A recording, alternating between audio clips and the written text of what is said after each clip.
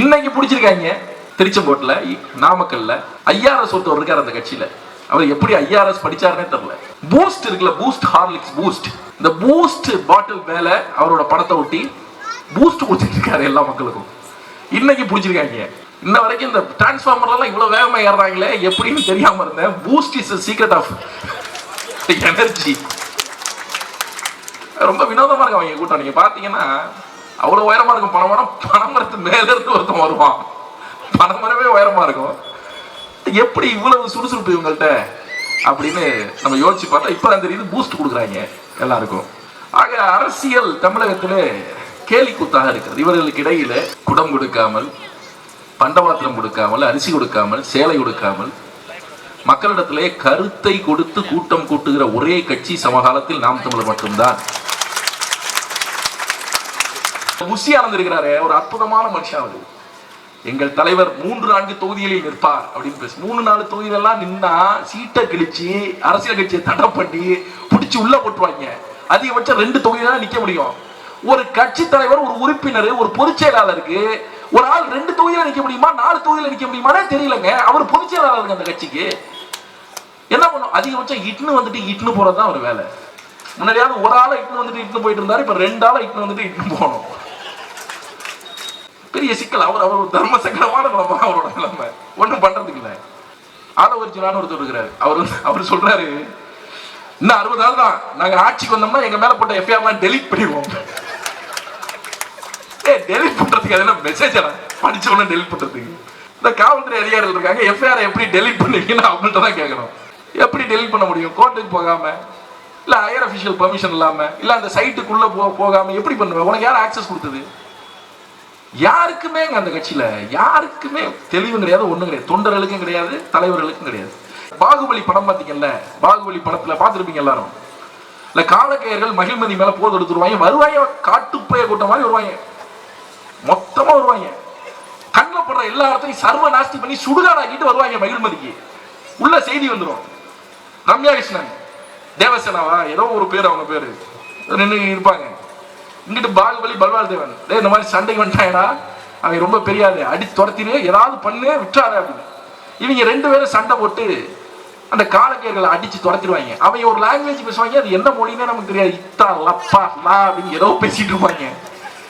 அந்த காலக்கையர்களை வந்து அடிச்சு துரத்தி விட்டுருவாங்க. துரத்தி விட்டு மகிழ்மதியை காப்பாத்திடுவாங்க.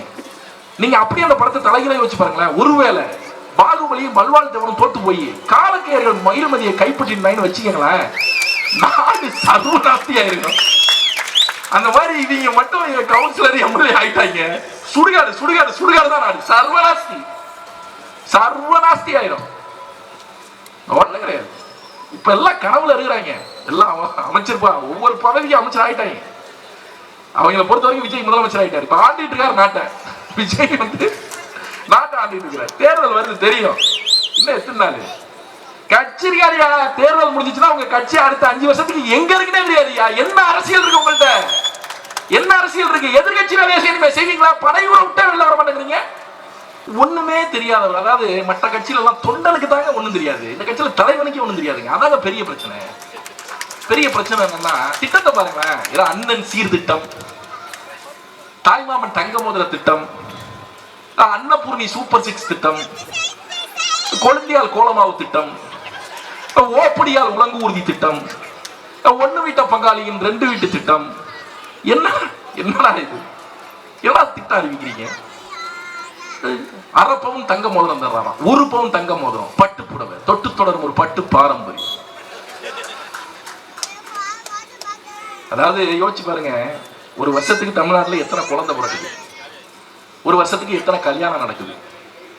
ஒரு குழந்தைக்கு அரை பவுன் தங்கம், ஒரு கல்யாணத்துக்கு 1 பவுன் மோதிரம். நீங்க மொத்தமா கணக்கு பண்ணி சுத்தி வந்தீங்கன்னு வச்சுக்கோங்க, அது வரும் ஒரு 60,000 கிலோ. என்ன நாட்டில் வைக்கிற தங்கத்தோட நீ சொல்ற தங்கத்தோட அளவு அதிகம்யா? எனக்கு எப்படி புரியலையே. ஏற்கனவே 10 லட்சம் கோடி கடன்ல இருக்கிற ஒரு மாநிலத்துல எப்படி பல்லாயிரம் கிலோ கணக்கான தங்கத்தை நீங்க கொடுப்பீங்க? என்ன பனையூர்ல எதுவும் தங்கச்சுரங்க இருக்க வீட்டுக்குள்ள? அதனாலதான் பனையூர் விட்டு வெளியிலே வர மாட்டேங்கிறீங்களா? புரியலையே. எப்படி இந்த திட்டத்தை எல்லாம் சாத்தியப்படுத்துவார்? எப்படி சாத்தியப்படுத்துவார்? ஏதாவது சொல்றது, வாய்க்கு வந்தது சொல்றது, அதை தர்றேன் இதை தர்றேன். இவர்கள் ஒருபோதும் தாவேகா இந்த திமுக அதிமுக அவர்கள் மாற்று கிடையாது, எந்த விதத்திலையும் மாற்று கிடையாது. ஊழலை ஒழிப்பேன்னு சொல்லுவார் அவர், ஊழலை ஒழிப்பேன்னு சொல்லுவார்.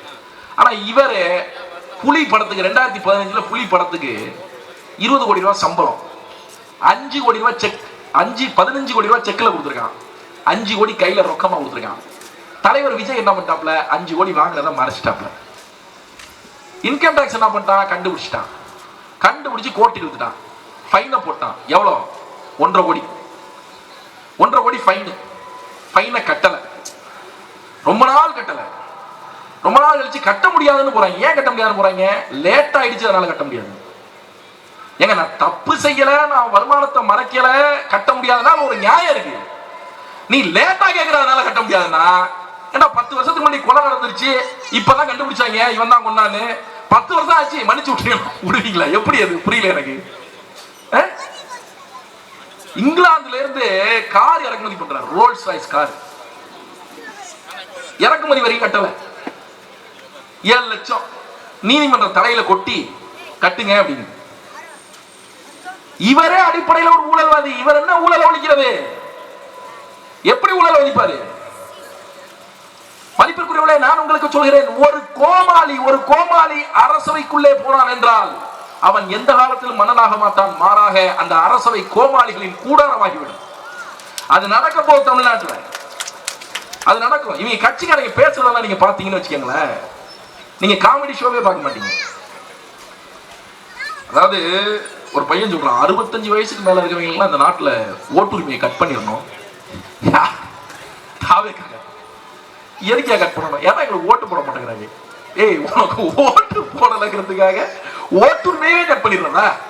இது எப்படி? இது ஒரு பெண் மன்னிப்பெல்லாம் கேட்டாங்க, இப்ப ஏதோ மனம் திரும்பிட்டாங்கன்னு நினைக்கிறேன். அவங்களுக்கு என்னுடைய வாழ்த்துக்கள். அந்த பெண் என்ன சொன்னாங்கன்னா, எங்க தலைவர் மட்டும் ஆட்சிக்கு வரட்டும், எதிர்த்த வீட்டுல ஒரு கிளவி இருக்கு, குண்டை போட்டு அதை நான் கொல்லல, எதிர்த்த வீட்டுல இருக்கிற கிளவியை கொண்டதுக்காக விஜய் ஆட்சிக்கு வரணுமா?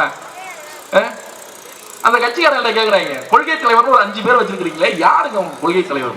அவர் யாருங்க? யாரு? பெரியார் காட்டி கேட்கறாங்க. அவர் யாருன்னு? பெரியார். அவர் தெரியாதுங்களா உங்களுக்கு? தெரியும், சொல்லுங்க அப்படிங்கிறார் அவர் பத்திரிகையாளர். அவர் தெரியாதுங்களா? இல்லங்க தெரியல, சொல்லுங்க. அதெல்லாம் உங்களுக்கு தெரியும். நீங்க போ, யாருங்க உங்க கொள்கை தலைவர்? கொள்கை நமக்கு அவர் தாங்க, தளபதி தாங்க. இல்ல கொள்கை தலைவர் இந்த ஈரோட்ல இருந்து ஒருத்தர் வந்தாரு, அவர் தாங்க. யாரு? செங்கோட்டையன் கொள்கை தலைவரா? செங்கோட்டையெல்லாம் அந்த கட்சிக்கு ஏன் வந்தாருன்னு செங்கோட்டையனுக்கும் தெரியாது, சேர்த்துக்கிட்டவங்களுக்கும் தெரியாது, பார்க்குற நமக்கும் தெரியாது. ஆனால் அது ஒரு கட்சி, அதை நம்பணும். நம்ம அப்படிதான் நம்பணும் கட்சின்னு. முன்னாடியாச்சும் பரவாயில்ல, சாயந்தரம் பொழுது போகணும்னா டிவி சேனல் பார்த்தா இவங்க வந்து ஏதாவது பேசிட்டு இருப்பாங்க, விவாதத்தில் நம்ம சிரிக்கலாம். அன்னைக்கு அப்படிதான் ஒருத்தவன் காரைக்காலில் கடையை மூடிட்டாங்க. ஒருத்தர் சொல்றாரு, மோடி வருகிற போது காரைக்காலிலே ஏன் இவர்கள் இறைச்சி கடையை மூடினார்கள் அப்படின்னு இவர் கேட்கிறாரு. அவரு அது நீங்க அரசாங்கத்துக்கு, தமிழ்நாடு அரசு கேளுங்க. ஏய், காரைக்கால் பாண்டிச்சேரிடா, பாண்டிச்சேரி அரசாங்கம் கூடாது. பாண்டிச்சேரியா தமிழ்நாடாமே இவங்களுக்கு தெரியாது. எத்தனை ஆண்டுகளுக்கு இதை பொறுத்து கொண்டே இருப்பது? ஒரு மாற்றம் வேணும், ஒரு மாற்றம் வரணும், மாறணும். பழக்கத்துல போய் ஓட்டு போட்டா எனக்கு பழக்கம். ஆண்டாண்டு காலமா திமுக, ஆண்டாண்டு காலமா அதிமுக, ஆண்டாண்டு காலமா ரெட்டலை, ஆண்டாண்டு காலமா உதயசூரியன், ஆண்டாண்டு காலமா கைச்சின்னோம். நாங்க பரம்பரையா போடுறோம். என்ன பரம்பரை? பெரிய மன்னர் பரம்பரை. என்ன பரம்பரை? இந்த பரம்பரையா போடுறீங்கன்னா புரியல எனக்கு. நாங்க ஆதியிலே இருந்து எங்க வீட்டுக்காரர் திமுக, அதனால நான் திமுகவுக்கு தான் போடுவேன். ஆதியிலே இருந்து அதிமுக, அதனால ரெட்டலைக்கு தான் போடுவேன். பழக்கம்னு சொல்லாதீங்க பெருமக்களே. ஜனநாயக நாட்டுக்குள்ள பழக்கத்துக்கு, தேர்தலை பொறுத்த வரைக்கும் இந்த பழக்கத்துக்கு விருப்பு வெறுப்புக்கெல்லாம் இடம் கிடையாது. எவன் நல்லாட்சி தருவான், எவன் தேவையில்லைங்கிறதா முடிவு. அது ஒட்டிதான் உங்களுடைய வாக்கு இருக்க வேண்டும். பிடிக்குது, விஜய் நல்லா டான்ஸ் ஆடுறாருங்கிறதுக்கெல்லாம் விஜய்க்கு ஓட்டு போட முடியாது. நல்லா டான்ஸ் ஆடுறாருங்க, நல்லா நடிக்கிறாருங்க, பரவாயில்ல, இன்னும் 10 படம் நடிக்கட்டும், போய் பாருங்க, 100 நாள் ஓட வைங்க, பிளாக்ல 2000 ரூபாய் கொடுத்து டிக்கெட் வாங்குங்க, யாரு வேண்டாங்கிறா? அரசியலுக்கு இழுத்துட்டு வந்து அவருக்கு அரசியலும் தெரிய மாட்டேங்குது, ஒண்ணும் தெரிய மாட்டேங்குது, மேடையில் நடிச்சுட்டு இருக்கிறாப்ல. தேர்தலிலே நின்று களத்திலே மக்களை சந்தித்து மக்களுக்காக போராடி மக்களுக்காக குரல் கொடுத்து மக்களுடைய வாழ்க்கையை முன்னேற்ற வேண்டும் என்ற நினைப்பிலே இந்த நிலத்திற்குள்ளாக அவர் இந்த தொகுதியிலே போட்டியிடுகிறார். அவருக்கு உங்களுடைய பொன்னான வாக்குகளை விவசாயி சின்னத்தில் ஏறுகலப்பை விவசாயி சின்னத்தில் அளித்து அவரை பெருவாரியான வாக்குகள் வித்தியாசத்திலே இந்த சோழிங்கநல்லூர் சட்டமன்ற தொகுதியிலே வெற்றி பெற வைக்க வேண்டுமாய் உங்களை அன்போடும் பணிவோடும் கேட்டுக்கொள்கிறேன். நன்றி, வணக்கம். நாம் தமிழர்.